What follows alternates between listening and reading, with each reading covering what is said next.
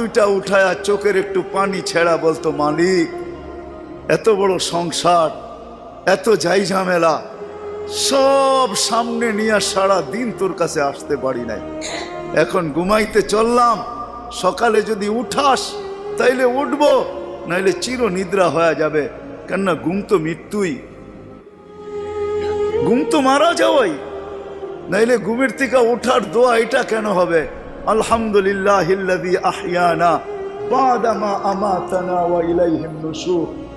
ঘুম যদি মৃত্যু মরা না হইতো, মৃত্যু বরণ করা না হইতো, তাহলে এই দোয়া ঘুমের থেকে উঠার হতো তো হইতো কেন? অন্য দোয়া হইতো, আরো তো কত দোয়া হইতে পারতো।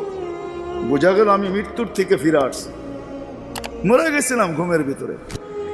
আমার জাতি যদি শোয়ার আগে হাত দুইটা উঠায় তওবা করে শুইতো,